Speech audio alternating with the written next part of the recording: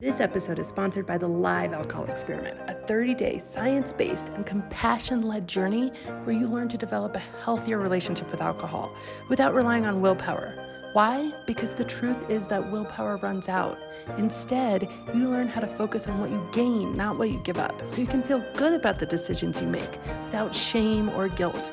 With the 30 days of video training, virtual daily coaching, and a private and supportive community, you get that and so much more. Join us today to get happier, healthier, and to take back your life. Your Live Alcohol Experiment starts on the 1st, so sign up at livealcoholexperiment.com. Hey, it's Annie Grace. I hope everybody is doing great today. So I am generally answering readers' questions, but actually today I'm going to do something a little bit different. I'm going to answer a question that I was asked by a reporter yesterday. This was a reporter for Insider.com, and it was interesting. Usually I do a lot of interviews and it's awesome, like just so many interviews, and I love it because it's so fun for me to get this message that there's another way out into the world, and that the way can be, really self-compassion and grace-led and science-based. And usually when I am being interviewed, with the exception of sometimes on TV, the reporter doesn't necessarily know anything about This Naked Mind, but then it's, 30 seconds, 2 minutes, 3 minutes that you're talking. And so they're really just sound bites. But usually when I'm doing sort of a long interview where I'm talking to somebody for a half an hour, 45 minutes, things like that, they're very well versed already. They've either already read This Naked Mind and they're asking me follow-up questions, or they're leading me, they're asking me to explain key points of either the alcohol experiment or This Naked Mind and why the approach is different. I had the unique opportunity yesterday of talking to someone who literally had never even heard of me. And so I don't know where she got my name. It was pretty clear she hadn't even necessarily been on the website or anything. So she'd certainly never read any of my books. She'd never heard of the alcohol experiment, which, by the way, is always free. And now we have it in the App Store at Alcoholics. Just look for Alcohol Experiment, or you can always go to alcoholexperiment.com. But she'd never heard of me. And so it was really fascinating. And she was trying to wrap her head around, well, what's different about This Naked Mind? And I wanted to answer that question here as well, because I feel like as I learn more about different scientific principles and really can articulate, This Naked Mind obviously originated with my own story. And so it was my own journey going through finding my way out of a very painful relationship with alcohol, where I was really beating myself up and I was stuck in this cycle of just shame and blame. And, I felt smart and in control in every other area of my life, but this was the one exception where I didn't feel any control, and I felt stupid and was just so sickened by myself, to the point where I didn't even feel like I could look in the mirror anymore. I was absolutely disgusted with my behavior on a regular basis, and I felt completely stuck. And so that journey, and the journey I went through, has been very much my own story. And This Naked Mind is very much my own story, and the thinking that I went through, and the science and the research that I did in order to free myself. And then of course, I put that out for a free download on the internet, just like all my own journal entries and research, and 20,000 people downloaded it in 2 weeks, and it was phenomenal. And since then I figured out how to self-publish, and then it was so popular, so much just word of mouth, because it really works, that ultimately I got into a bidding war with the top 5 publishers and was ended up published by Penguin Random House, which was super exciting, in 2018, and HarperCollins in the UK. And so it's just been such a whirlwind. But one of the things that's been hard for me is articulating what is different about This Naked Mind. And people ask me this all the time. I always have some sort of answer, but because I didn't, experience other more traditional sort of either sobriety or recovery or anything like that, I wasn't even coming at this from that scaffolding. It was much harder for me to articulate. But I think that I have an answer for you today that is really clarifying. And so I want to answer this question that I answered yesterday for the reporter here. All right, so I believe that there's really 3 key changes that you need to make, 3 key aspects, 3 key pillars to changing anything in your life, right? Whether it's behavior, whether it's thinking, all of this sort of stuff. And these are knowledge. You have to know something you didn't know before. Emotion, and I believe emotion is key, pivotal. You have to feel something you didn't feel before. We can exercise willpower, and we can do things that we don't really feel like doing over the short term. Absolutely. I mean, I can take my kid, wake up with them in the middle of the night. I can go to the dentist. I don't like going to the dentist, but I can do it. We can even start to diet or be on an exercise routine or whatever it is without the actually feeling like we'd rather be eating the French fries or we'd rather be on the couch. And we can do these things over the short term, but for them to stick over the long term, the emotion we bring to that habit has to change. So knowledge, we have to know something we didn't know before, or see something in a different way. Emotion, we need to, for the long term, I believe very passionately, and there's great science to back this up, feel something we didn't feel before or feel differently about the behavior than we did before. And that, in my opinion, and again, the science backs this up, there's great science to support this, especially the research by Dr. BJ Fogg, needs to be positive emotion and then action. So these are the three key pillars. And if all of these are in place, change can come. And it's really that process. Here's what's so unique about this naked mind. Almost every other approach to habit change starts with action first, right? Day one, we're going to do the action. We don't really care if we know anything new. We don't really care if we feel differently. And I was in this cycle of starting with action first because I thought my behavior was the problem. So the way to fix behavior is through acting differently, choosing a different behavior, doing something differently. Logical. And I kept failing and failing and failing and over, just, oh my gosh, the pain of trying to do something, setting these rules for myself, no drinking until 5 p.m. was one of my rules, or only 2 glasses of wine a night, or no drinking until Friday, and breaking them and breaking them and breaking them, and not even really feeling like I could take a day off drinking without feeling deprived. I could do it.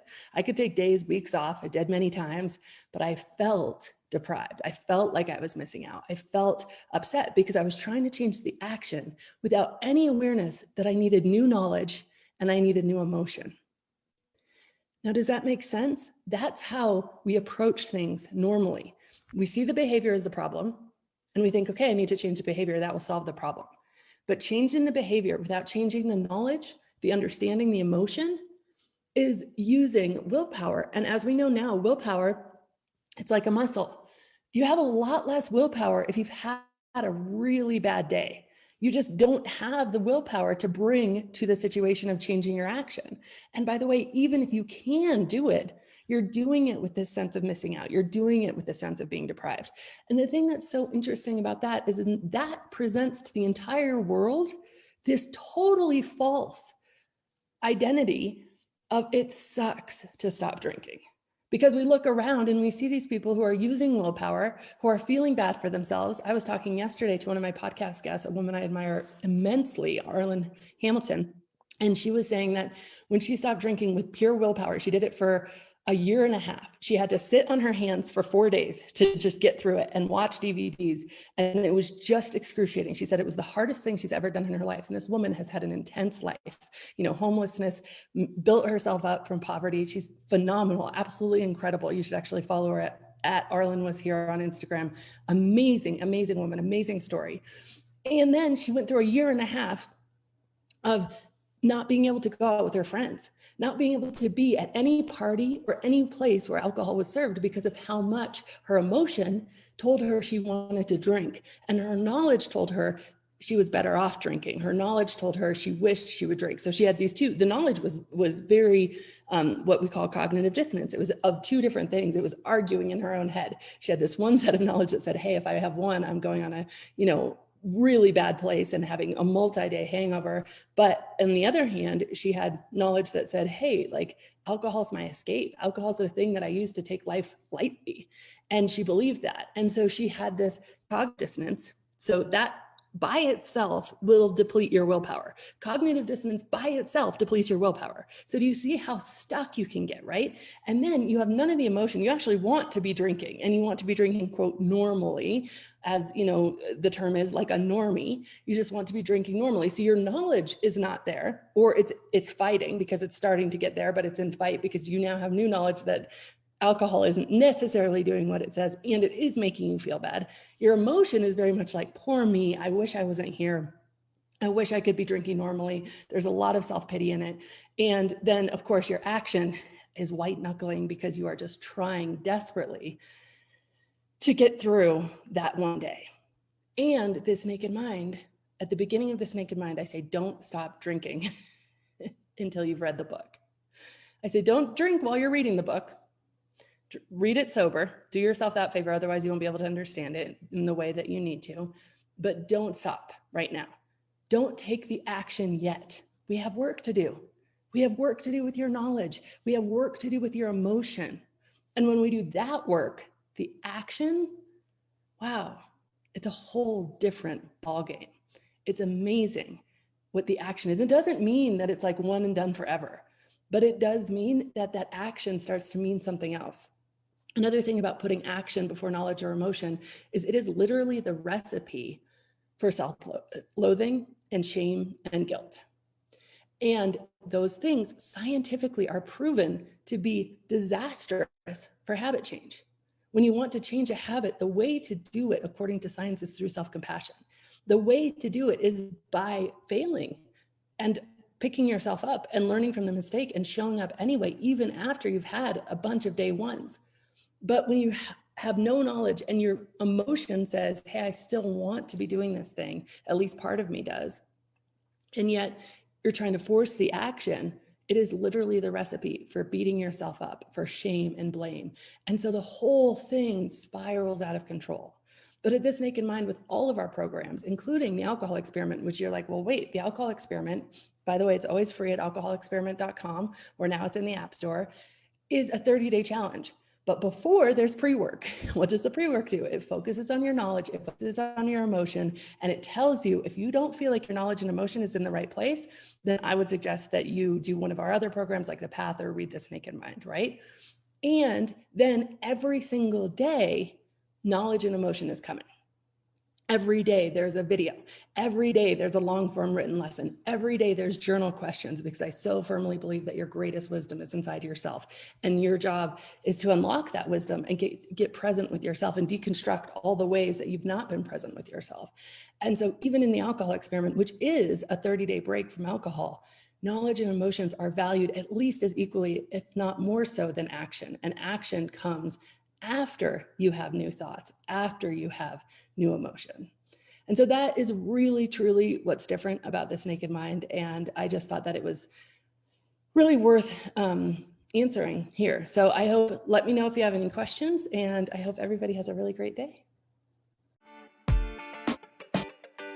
Hey, I'm so excited because we are literally just about to start another live alcohol experiment. And if you don't know about the alcohol experiment, you need to literally drop everything right now and go to livealcoholexperiment.com. Here's the thing. This is a 30-day challenge, and it's designed to interrupt your patterns and put you back in touch with the best version of you. You'll know it's that version that's living the most joyful life, that version that doesn't need alcohol to relax or have a good time, and that version that's having more fun and is more peaceful than ever. Again, it's just a 30-day challenge. It's live every single day. It's starting on the 1st, so hurry up. Join me at livealcoholexperiment.com. And as always, rate, review, and subscribe to this podcast, as it truly helps the message reach somebody who might need to hear it today.